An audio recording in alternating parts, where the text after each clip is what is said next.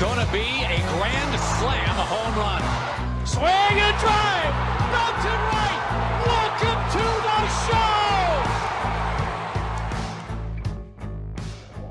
Well, it's the winter meetings, and a new aspect of the winter meetings over the last couple of years has been the draft lottery getting ironed out. And we just found out what the draft order is going to look like. And of course, once we find that out, we got to go get our guy, Pete Flaherty from Baseball America, the most helpful person in my world when it comes to pretty much knowing everything I need to know about every draft class, put me in the right direction. If you don't follow him on Twitter already, you should. But Pete, thank you so much for joining me and Jack here to talk about some of the best prospects in this draft class and where they might fall in this way too early breakdown.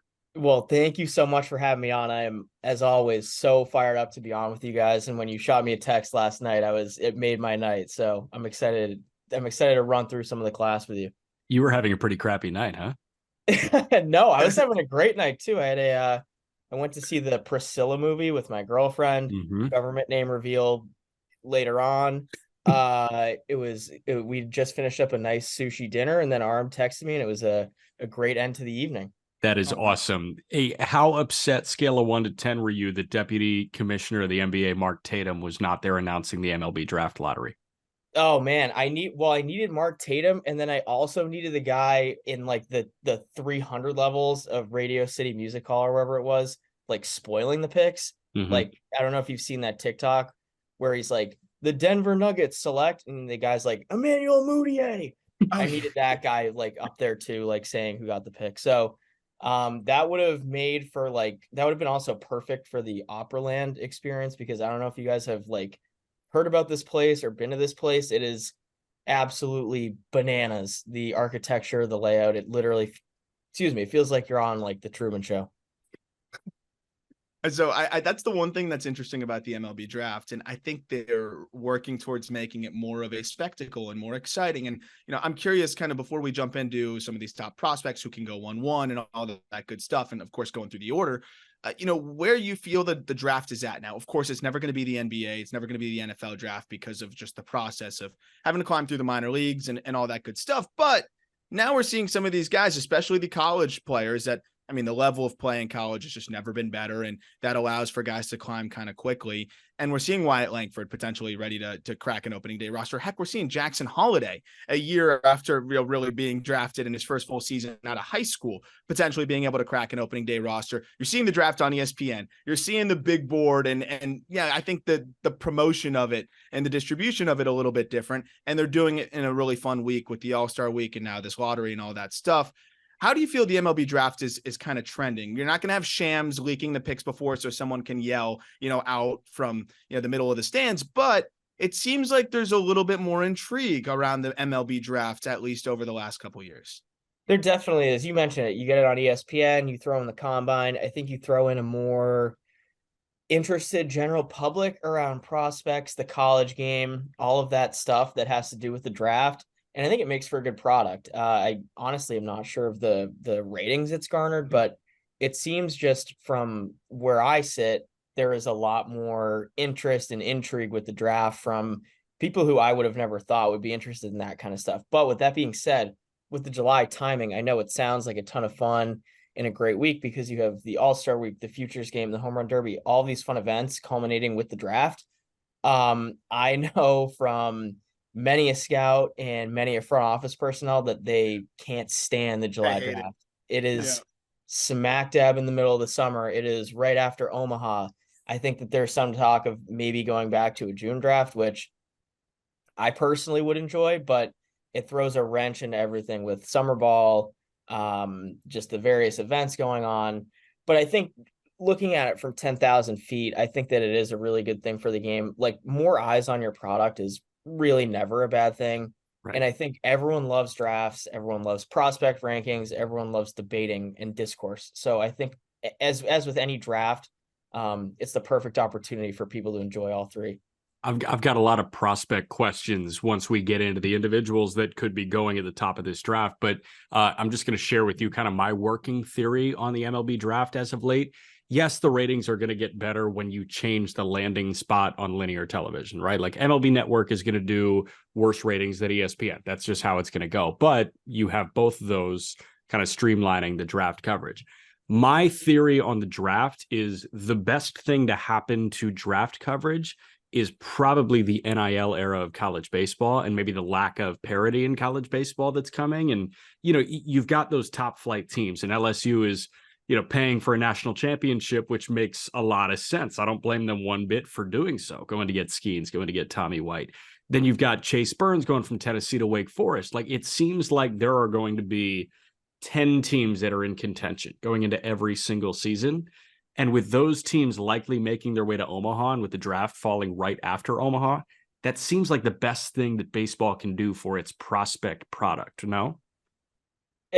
That's a fascinating point and an interesting one too. I think especially with those guys that you mentioned, it's interesting. Of course, as with anything nowadays, like there are and I know the football budget and the baseball budget for NIL is probably extremely different, and the funding is a lot more is a lot less, but like there are second string like wide receivers like getting NIL deals for college football teams. And that's a crazy out of left field point to say that while NIL was certainly involved in probably all of these guys and a lot of and really anyone in the portal's recruitment, because at this point where you can pay college players, how can it not be?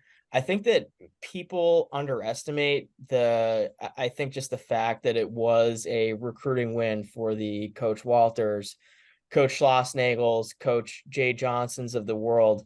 They're ace recruiters and they have world-class programs. So I don't know if they necessarily bought a national title, but I will say with the world of NIL, I think we're headed down a pretty dangerous slope, and I will never not be 1,000% for paying college players and paying athletes.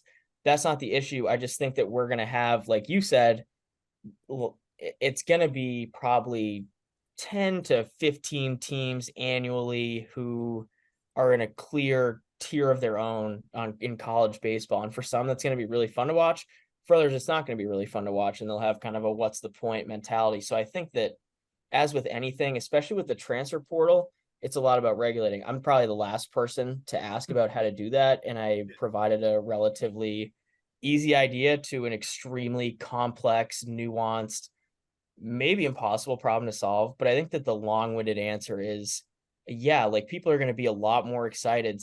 Like LSU last year, the LSU Wake Forest game, I forget the exact metrics. It was the most watched maybe individual College World Series game. I know the College World Series as a whole last year, which did feature those guys, even though he was on his former team, Chase Burns, Tommy White, Paul Skeens, Dylan Cruz, Brock Wilken, Wyatt Langford, Tommy Troy, Braden Martin, so many others. They were all playing there. It was the highest rated College World Series in history. So I think you're right that if the talent's there and the talent's playing, people are going to watch. I don't think I've ever been more locked in for a matchup, and we're actually going to circle back on this as we kind of compare the classes, is Rhett Lauder, Paul Skeens. I was in London, and I was up at like 2-3 in the morning trying to stay up to watch that matchup, and it was really awesome. I think the one aspect of it too, to tie a bow on it, is even if it's not NIL money, you mentioned the recruiting, the program, things like that. Wake Forest having, the facilities that they have and the pitching lab that we've heard so much about, and, LSU's aspect as like the way that they can approach things and what they can offer their players. I think those things also can really separate those programs and entice those guys to go there and, further their development and continue their career. But what's interesting in this draft class is, last year it felt like we had a lot of guys from, those main schools, right? Those key schools. This year, at least as we're going into it, you got players from all over. Of course, you got Nick Kurtz, who's coming out of Wake Forest and is part of that core there. But the two names that we keep hearing the most about in the college ranks specifically, you get JJ Weatherholt and you get Travis Bazzana. Both of those guys, West Virginia, Oregon State, good programs, but not LSU, Wake Forest quite. Over the last few years, the way that the lottery fell, the Guardians, who had something like a 2% chance at getting the number one pick, end up getting it. And I think that adds a lot of intrigue too, because Guardians fans now are like, holy crap, we got the number one pick. Now they're dialed into some of these players to see who they can get. So I ask you, who are some of the options that Guardians fans should be looking at as a potential option for them at the number 1 pick. Yeah, I think that while on the surface is kind of the general fan more than likely is going to look at this class and not see someone like a Dylan Cruz, a Paul Skeens, a Max Clark, or a Wyatt Langford. Those were kind of the 4 guys that throughout the whole cycle, not even the whole cycle, like the 1-1 conversation expanded to 3 and 4 kind of at the 10th or 11th hour. So it was really Cruz and Skeens for the entirety of the cycle, which made it fun. It was very fun to watch them on the same team and their incredible talents. But this year, it's going to be one of the more fascinating, fun to follow draft cycles, I think, in recent memory, because in looking up and down the board, and I looked through it again last night a little bit and just thought about it after the lottery, there are so many guys right now who could hear their name called first overall for a variety of reasons, and they're supremely talented. It could be an organizational fit, but this is wide open. Whoever wants to play themselves into the 1-1 spot is going to have the ability to do so. I can think of 10 to 12 names right now who, if you told me you had a crystal ball and they were going 1-1, I probably wouldn't blink and I'd probably hear you out. So it's going to be a really fascinating cycle, I think. Off the top of your head, can you roll through it as many of those names as you can? Because like based on, my reading that I've done so far, it seems like Weatherholt, Bazana, Burns at Tennessee, Brody Brecht at Iowa, if he can find the strike zone consistently this year, probably. And then Vance Honeycutt at North Carolina. Is he still in that conversation? So you got however many names you named, you got them. So in no order, maybe a slight order, who I can think of, it's Bazana, JJ Weatherholt, Nick Kurtz, Chase Burns, I think right now is kind of viewed as that 1A pitcher, has maybe separated himself a little bit. As you mentioned with Brecht, it's probably the best stuff in college baseball, just a little bit risky given the lack of strike throwing, the lack of third pitch, but he's a very nuanced profile that we'll get into. But we've got Kurtz, Bazana, Weatherholt, Caglione, Honeycutt, Tommy White, Chase Burns, Braden Montgomery, and then I've got 2 that one has started to become a household name. One will become a household name. I guarantee it by draft time. One is Seaver King, the Wingate transfer, who has made serious noise last summer on the Cape and with USA and this fall. And then my dark horse to go 1, and he's a personal favorite of mine in the class, is Northeastern center fielder Mike Sirota. And he's a legit 5-tool guy. I've personally got him above Honeycutt on my own little mental board. He's going to have a 2020 season for Northeastern. I'm not worried at all sticking that label on him. He's that good. And then a couple of others to keep an eye on. Charlie Condon, as you mentioned, Brody Brecht. And then in looking through this, if you want 2 high schoolers who I think right now are like the 2 most likely to play themselves into the first overall pick, it's Connor Griffin and PJ Morlando. Griffin is this 6'4" Adonis tool out the wazoo. Morlando is a bit of a more polished prospect, probably the best hit tool at the prep level, but there's some positional concerns, maybe ends up at first base, but there's no doubt he's going to hit. So as you can see, I probably mentioned like 12 to 13 names that there is a conceivable chance they go 1-1. And then we can get super dark horsey and bring up the Charlie Condons of the world, and other players. So Caminiti too. Yeah. Right. That MLB Network graphic was wild. The like 6 that I get what they have to do, but there are so many guys who could play themselves in that first overall pick. And then you also add, which may have been another one of your guys' questions, so I'm sorry, but you add in the fact that it's the Guardians picking first overall, and that adds That's what I was about to say. It adds a really fun and interesting wrinkle, and honestly more confusion, because they have such a fascinating, thorough draft style. They're a little more database than other organizations. They have an outstanding scouting department. So it's going to be really fun it's fun to speculate on what they're going to do, whether when they're picking in the 20s. It's going to be even more fun when they're picking first overall. So it's just going to be 7 very chaotic months. And there are literally going to be 14 guys 14 or more who are in that conversation. Damn. And when you look at that was going to be my follow-up was, it doesn't help that you have a team that could very well underslot the number one pick in a draft where, I mean, so much change, as you mentioned, and, you know, the way that we viewed the top couple picks going into last year and then throughout the college season, and then where we ended up at the end of the year, where you could justify a few different players, you know, and Wyatt Langford playing his way into that conversation as well. But with the Guardians, it could be anybody because of the way that they could underslot that and then just cook. And with their later picks, with the ability to use that massive bonus pool to do different things. But if you could boil it down to, let's just say, you know, I wouldn't say it's necessarily the guys they're most likely to take, but in terms of just the best players, if you had your Pete Flaherty big board, you know, who are the three at this moment? I know it's early, but the three best players for just Guardians fans maybe to just tap into and be able to watch a little bit of, as just maybe those three top main guys that you think could maybe lead the way. That is, I already am not envying the Guardians at all, because just whittling it down to three is difficult. And then obviously going back to Jack's previous question, I may have said him, I may have not, but Jack Caglione from Florida is obviously in that conversation too. For a minute. Yeah. Yeah. No, 6'6", built in a lab, like up to 9,900 from left side, 80 grade power, 70 bat speed. It's as real as it gets. He looks like a creative player. But my personal, like, top tier guys, man, that is really difficult. I've got two. So one is Travis Bazzana from Oregon State. The Beavers this year, I think, have national championship type ceiling. He dominated last spring, and then he went to the Cape League, which Arm and Jack, you guys know how hard it is to hit there. Yeah. And especially kind of take the league by the horn, so to speak. And Bazzana did exactly that. He had 375, 14 extra base hits, 14 stolen bases, and 31 RBIs, won MVP of the league. Super, super explosive operation. He's got double plus bat speed. I really like the swing path. There's some loft to the pull side. It's a little bit of a unique setup. He kind of points the barrel back, but he makes it work. And the feel for the barrel is off the charts.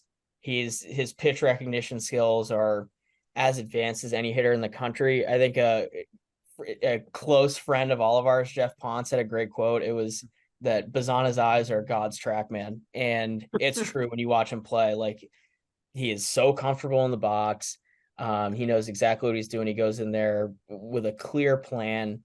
And he really takes over each at bat, and he had a 92% end zone contact rate, including 94% against fastballs. I'd put the pure hit tool at a 70, and he can also drive the baseball with authority, especially the pull side. He spent his 2022 summer at Driveline, kind of optimizing his launch angle. And I know some people listening to this are going to roll their eyes at me saying it, but when you go to places like Driveline and Tread and all of these other facilities with kind of your own personal mission, and you know what you're doing, like Bazzana does, they're going to maximize that and kind of maximize that tool and make it benefit your game. So he did exactly that. It had him get the ball in the air more. I think his defensive actions are best suited for second, but he's got above average arm strength. He's a freaky athlete. Plus runner, but he also knows how to run. He picks his spots. He utilizes various leads, like a walking lead, a jump lead, the exceptional baseball sense, and then the makeup on and off the field is an 80.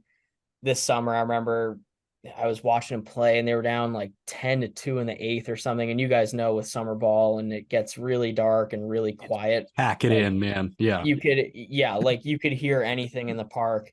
And all I hear from the opposing dugout, or from the first base dugout, is Bazzana cheering on his hitters. And then in the field, when they're down 10-2 and his pitcher's struggling, just picking him up. And I think a little thing like that goes a long way in completing a player's profile. And it wasn't that eyewash, like, I know scouts are here type of fake makeup. Pick up the cups in the dugout and, do when everybody's looking kind of thing. Yeah, exactly. It wasn't anything eyewash like that. Like, I don't think there was a scout left at that point. And so, I mean, that's just who he is as a player. And then we go on to guy number 2, JJ Weatherholt. And like, when I talk through this guy, I'll be convinced that he's the number 1 overall pick. And that's the way I think this whole cycle is going to go when talking through these guys, because you'll talk through one, talk through there, and be like, is player B, like, I think I'm a player B guy now, but in 2023 at 449 with 24 doubles, 16 home runs, 36 stolen bases, more walks than strikeouts. The hit tool, I think he's the best pure hitter in the country. And that speaks volumes for as good as Bazana is, for as good as Kurtz is. Weatherholt, when just looking at pure hitters, he's the best in the country. I think that's clear to me. But Bazana is right there with him, and it's like splitting hairs. But I'd give the pure hit tool edge to Weatherholt. Like I was talking to people last year who, if he was 2023 draft eligible, they would have taken him in the top 10 overall picks. Like Bazana, the feel for the barrel is an 80. He hammers the baseball to all fields. We're getting very nitpicky here, but there's a little bit more impact to the opposite field. I caught a really good look at him on the Cape this summer. He hammered 2 baseballs in a left center field gap. And it's a really advanced approach, but the bat to ball skills are an 80. He had a 90% overall contact rate, a 94% in zone contact rate. It's big time bat speed. The barrel really accelerates through the hitting zone. Aram, I know you and I were talking about it last night, but it's remarkable. The adjustability in the swing is unbelievable. He's the knack for finding the barrel is second to none with Weatherholt, and he's a plus runner. Again, I think we're talking about a second baseman defensively, but he's going to play some shortstop allegedly for West Virginia this year.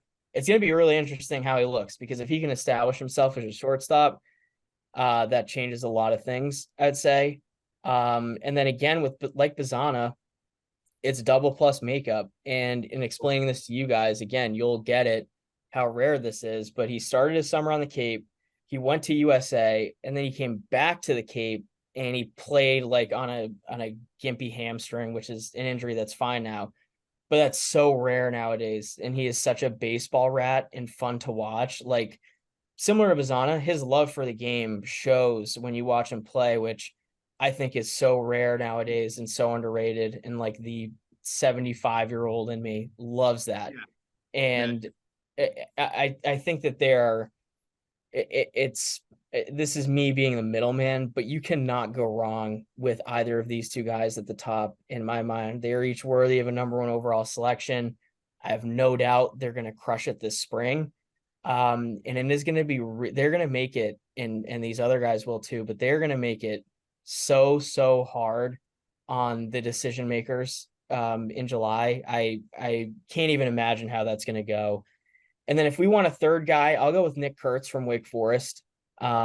He's, again, is a very, probably from the best hit power combination in the draft. You're looking at a strong 60 grade hit tool with 70 grade power.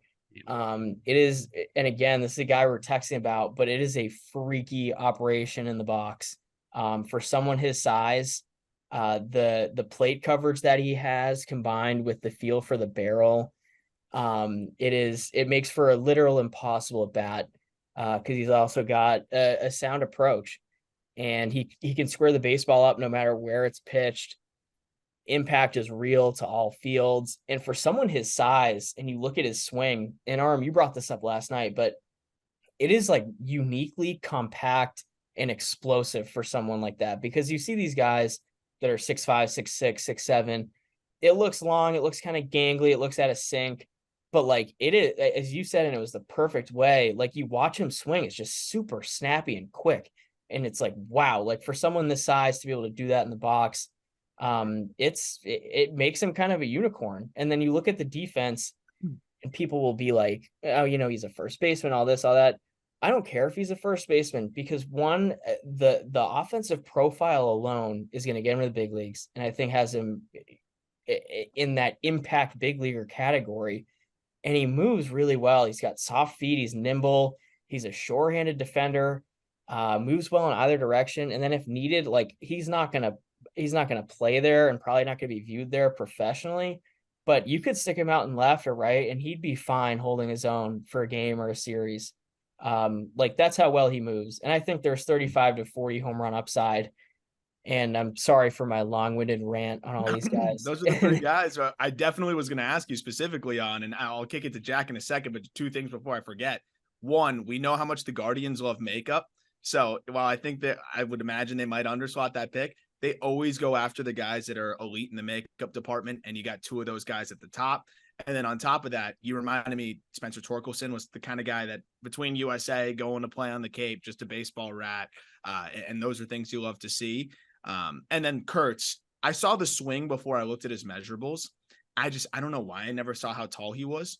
And when I'm watching the video of the swing, I'm like, wow, that's really good.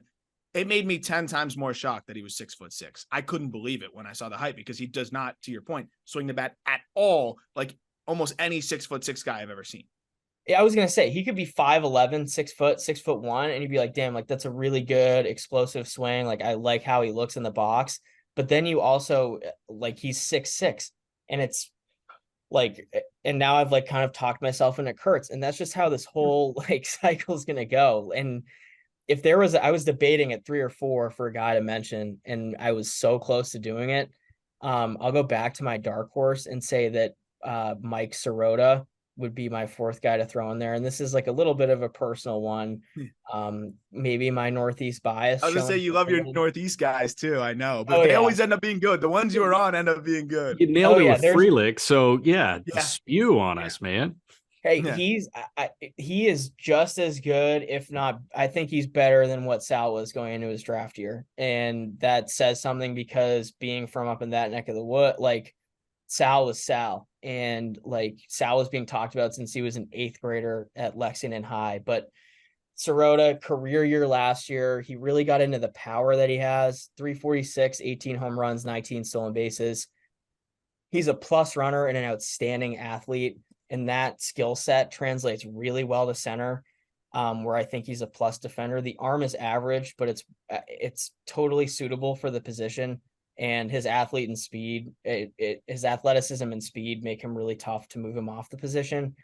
He's got lightning quick hands. It's a really good approach, and there's some impact present. There's some room to add a little bit of weight to the frame, but he's one of those guys where you're looking at it. He's a super wiry athlete. It's almost a frame that you kind of don't want to touch, because it's just like it helps him. It helps the overall profile and makes him what he is. Yeah. But I think if you want to add 10 pounds to it, you can maximize that impact. I don't know if he goes 1-1 at the end of the day, but I know that he's going to be a name that's floated around as a sleeper, a dark horse, whatever you want. And I said at the beginning, I think he's going 2020 at Northeastern this year. I'm very confident in that. And I am very lucky that he's like 15 minutes down the road, because I might just become like a Northeastern season ticket holder if they have that package, and just pull the trigger on it, because I'm going to be a regular there. I'm not sure if they have the package. I'd be curious. Like, I feel like it's LSU, A&M, and maybe, Vandy that sells season ticket packages, but I'm not sure that Northeastern is doing that. Before I forget, and Aram kind of hit on it too. When I was out on the Cape in 2018, I think there were 3 guys that did come back after Team USA, or at least had intentions of coming back. And they were Torkelson after his freshman year.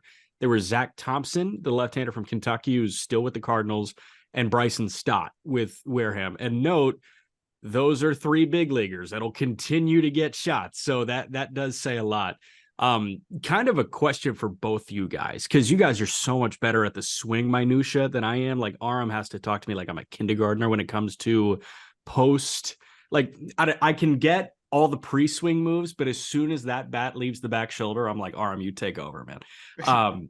My takeaway with Bazana from the low, or from, I guess like the pre-swing moves in the load, it's very Henry Davis, comparing him to another 1-1 pick, right? Where he's just so crouched and compact, and he's already in a position to fire. With Weatherholt, it just seems like he's crazy balanced with that long hold on his lead leg. Like, he'll just kind of dangle that thing for a while. And then Kurtz, like, how many guys in Major League Baseball are that big with that kind of swing? 4?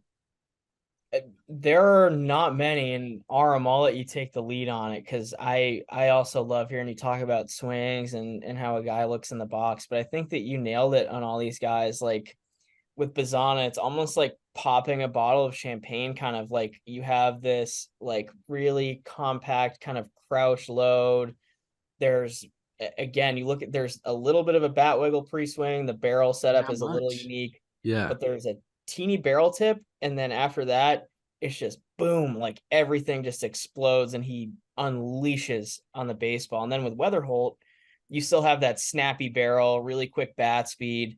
But it is like more balanced. And I think that the common theme in all of these guys is that like really quick, explosive movement that allows them to generate the type of impact that they do. I think explosiveness is the key here.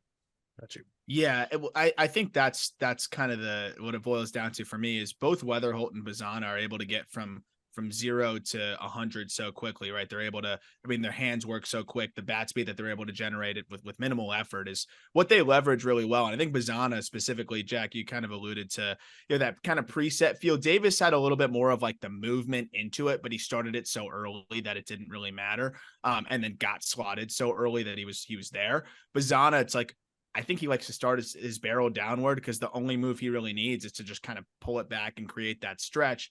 And that tension, that's all he needs because he's just so quick with his hands. Weatherholt, same thing. Pete talks about it. Plus bat speed guys.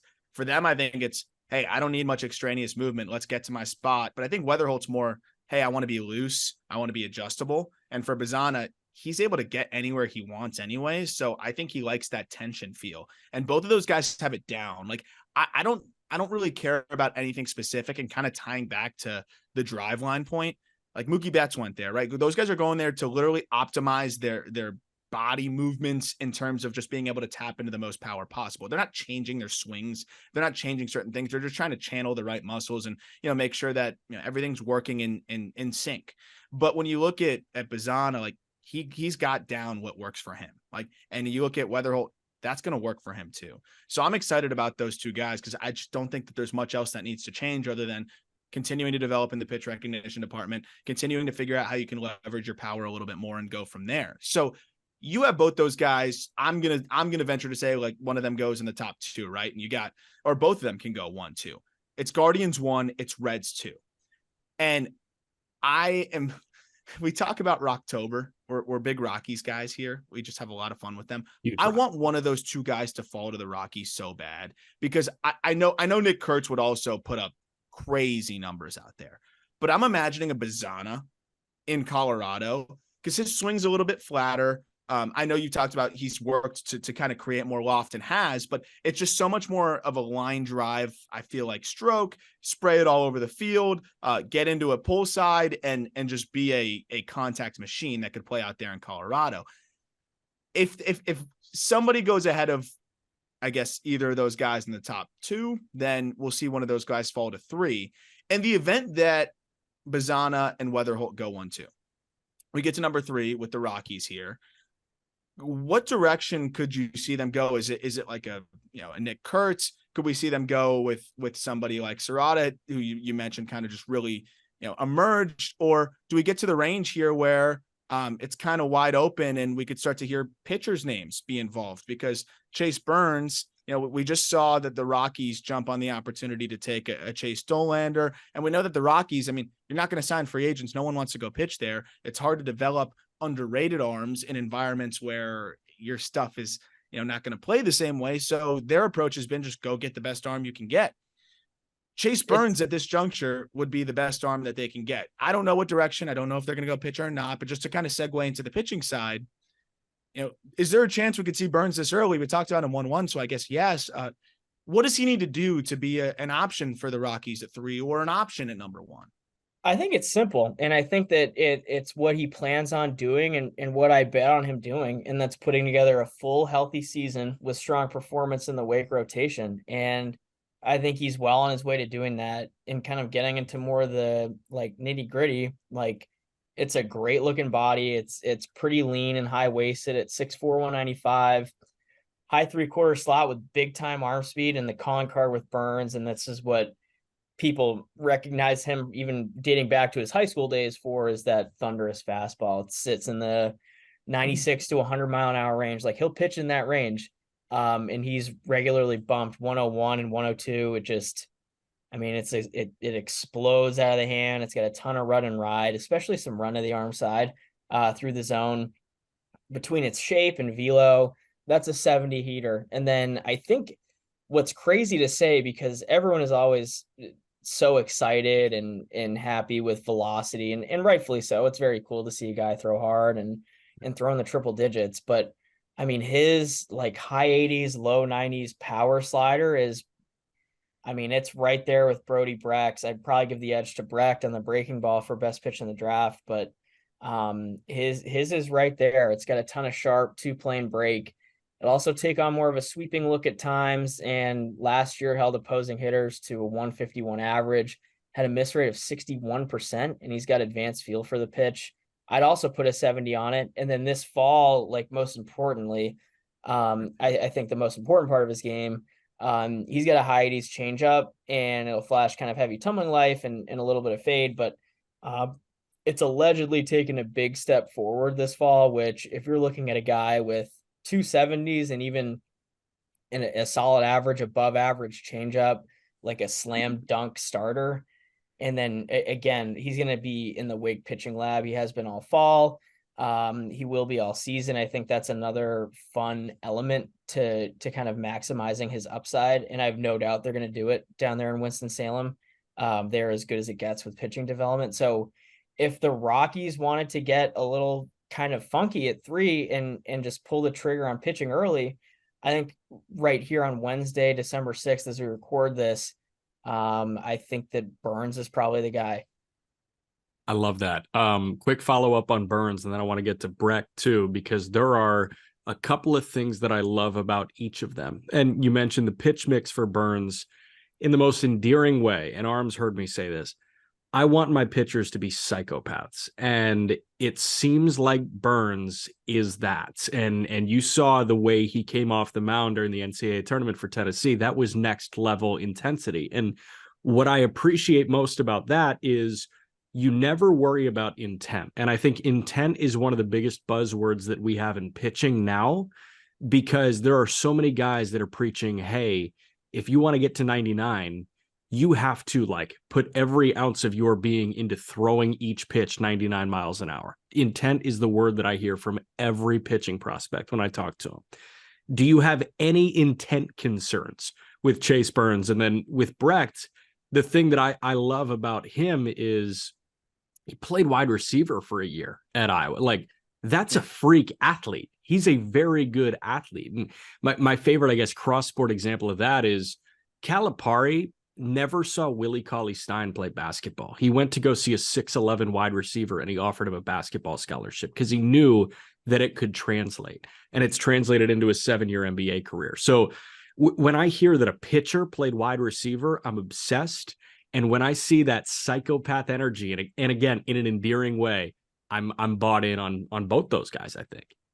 I think with Burns, you mentioned again the last kind of piece of the puzzle that makes him this really exciting prospect, and that is his intent and mound presence. Like, it is completely like blinders down, and there are 4 letters, and it's an acronym that describe who he is on the mound, and it's BAMF. The first 2 are badass, and then everyone I think knows the last 2. That's who he is on the mound, whether he's pitching in a midweek game or he's pitching in Omaha against Stanford. That's who he is. Granted, he'll never pitch in a midweek game, but that just to show who he is. And then with Brecht, you mentioned it. It is an awesome story, because he was a former wide receiver on the Iowa football team. They're, in terms of pure athletes in the draft, and it makes it even more fun that he's a pitcher. He's one of the best. Like, you're talking about a 6'4", 225 former Division I wide receiver. You talk about athletic movers on the mound.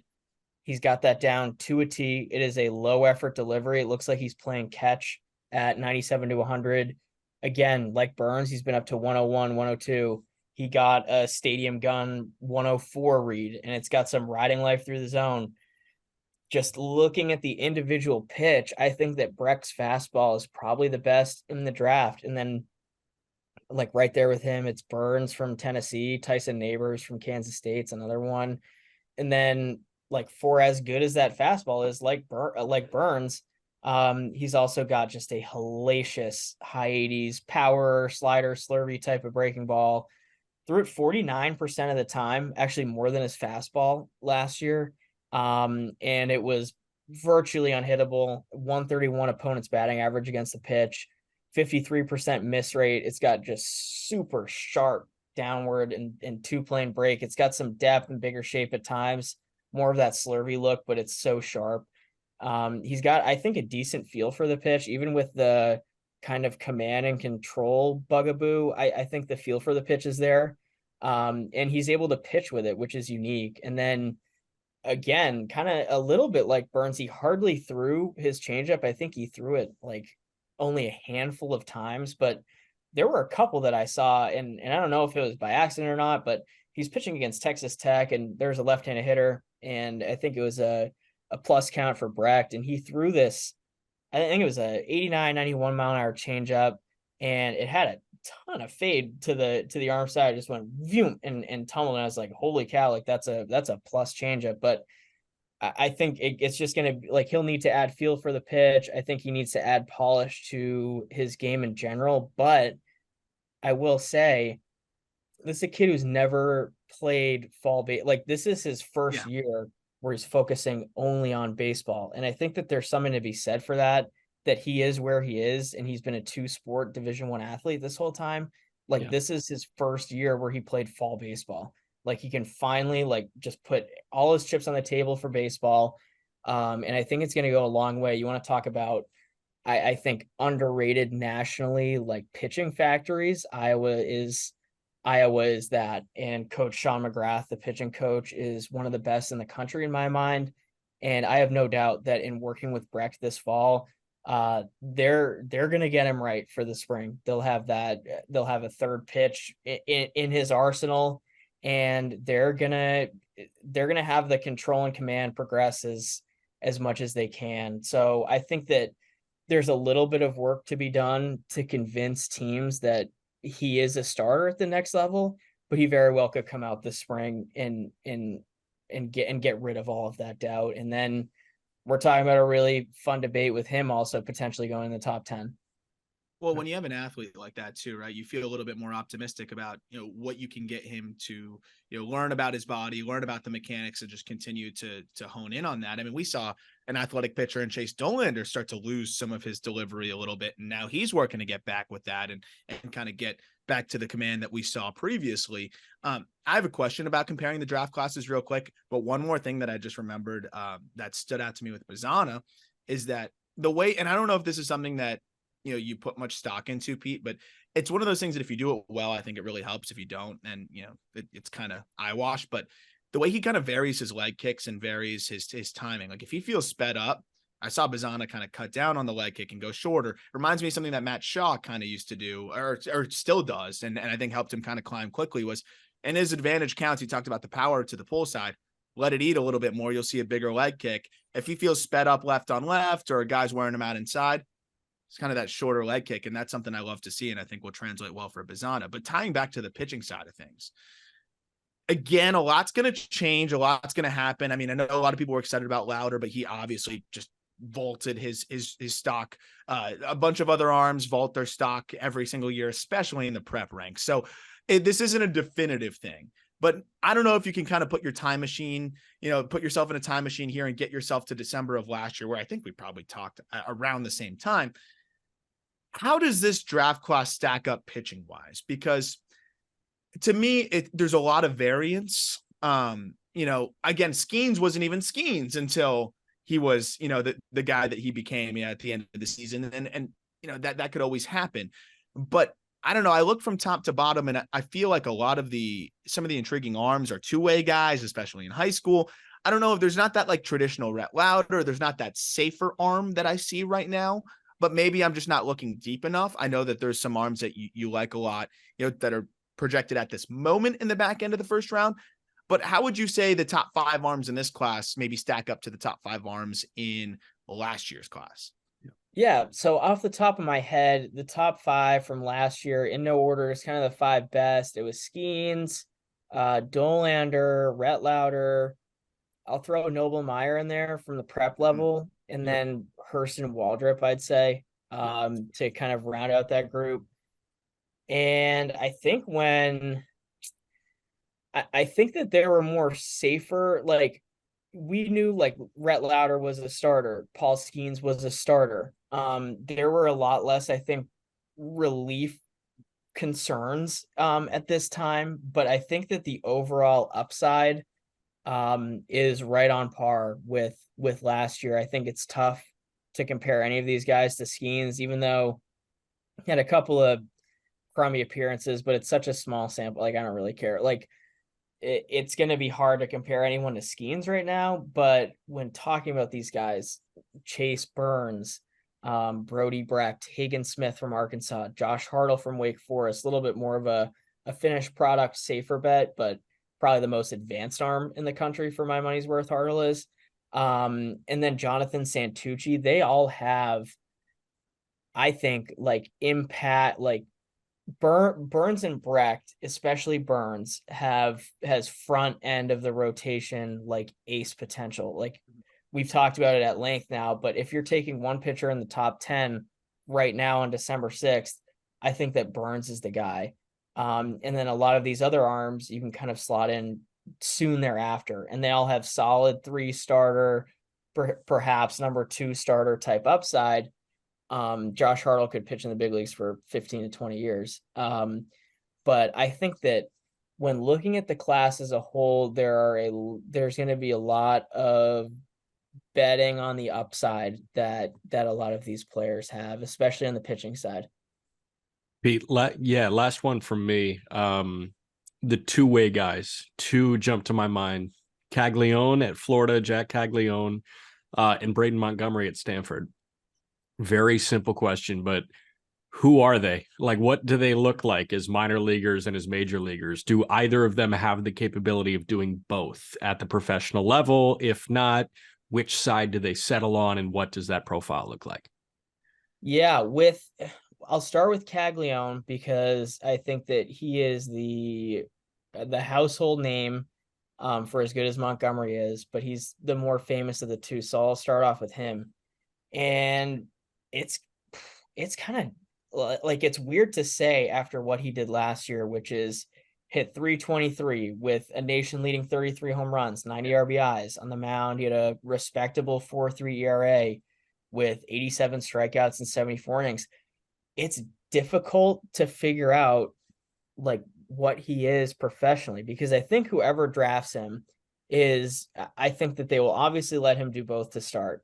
And then for better or worse, just kind of play his way out of one of them. And I think that it muddies the waters a little bit when looking at his draft profile, because like going under the hood a little bit, like if you split him into 2 players, fair or not, there are some, I guess, holes and stuff to clean up. And I'll start at the plate. It's double plus bat speed with 70 grade, borderline 80 raw power to boot. The swing is tailored to get the ball up in the air and do serious damage. Like the impact is second to none. I think he popped like a 119 exit velo last year. That was his max. Like hammers the baseball to all fields, but like there are some pitch recognition and swing and miss issues. He'll expand the strike zone a little bit. Difficulty with spin. I know that Team USA, he struggled a little bit. So it's like the pure hit tool, might not be where you want that to be. But again, we're getting nitpicky with a guy who can generate this type of impact, has this type of raw power. And then you go to the mound, like you've got a super athletic moving 6'5" left-hander with a clean arm stroke, present arm speed, and a fastball that has been up to 101 this fall. And his slider has flashed above average. He's mixed in a cutter that's been effective. And then he's got a changeup in his back pocket that has shown flashes last year. So it's like, if you put all of your eggs into one basket with him, like, and try and maximize one facet of his game, like, I think he can be, like, he has impact potential on either side of the baseball. I just don't know how long he's going to do both. And I think that just given his overall profile, and I think he's the most advanced from, I think, two-way player in the draft. There are a couple other dark horses, but that's a separate conversation. I think that when all is said and done, you'll see him slotted in, I think, so many slots in so many places this year.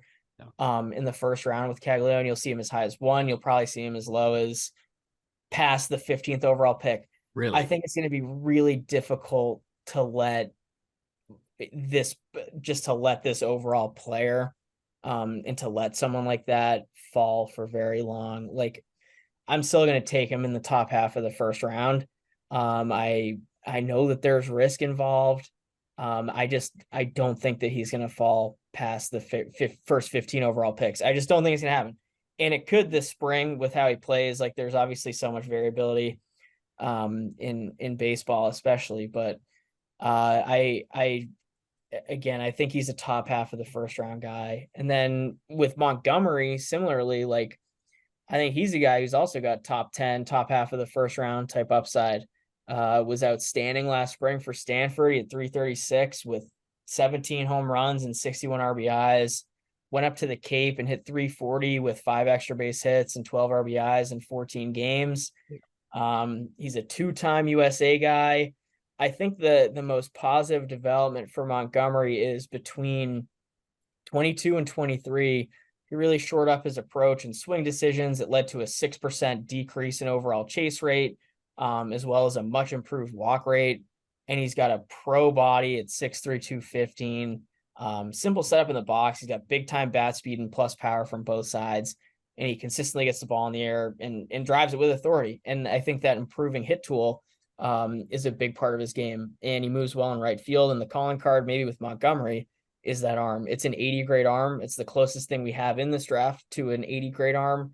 And I think that long term, it's more set in stone that he's going to be a hitter only, which isn't a knock on his stock. But I mean, he'll throw on the mound this spring for A&M, and he moves really well. And like, it is a good looking delivery. He moves super well. It's a clean arm stroke and electric arm speed.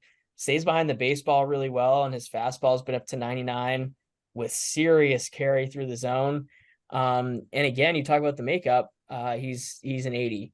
And he's a great kid. So I think when two-way players, Caglione is the best in the draft, and both have that top 15, top 10 overall type upside. Caglione, especially, like, you're going to see him slotted all over the place, which is going to make this whole cycle that much more interesting. But those are the two top two-way guys in my mind.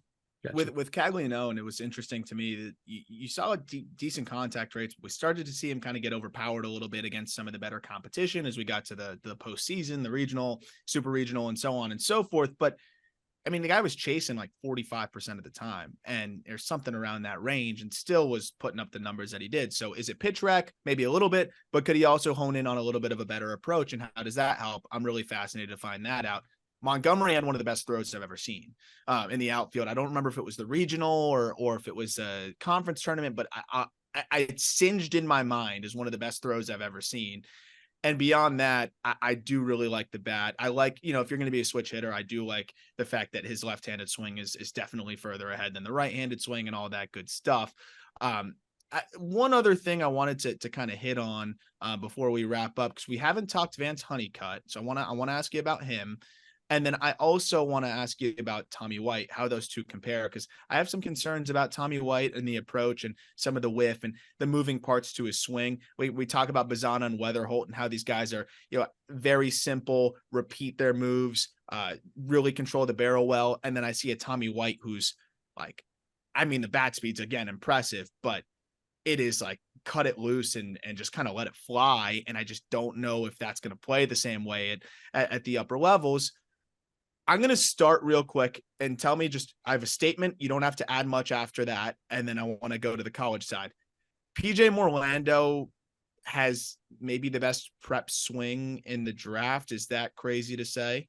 Yeah, and this is a foreshadowing to a future draft podcast episode with Carlos and I, but if I were creating like my like ideal high school player, I'm going to take PJ Morlando's hit tool every time. I think that's pretty set in stone at this point. That stroke is insane. It's yeah. I think I sent it to Jack months ago.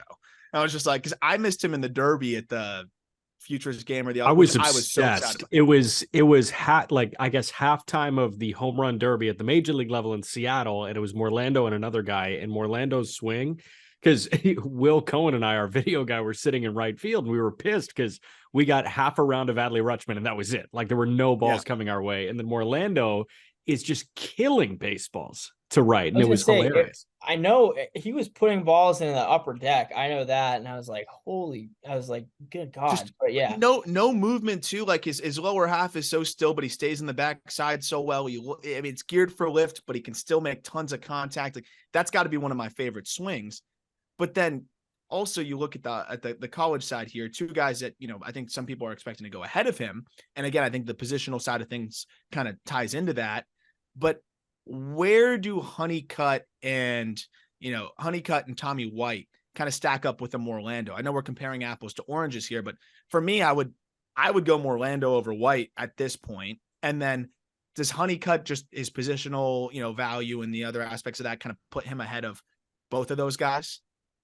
It's a really interesting question, and I might become more of a fan of your Morlando over White take as time goes on. I'd still probably go both the college guys.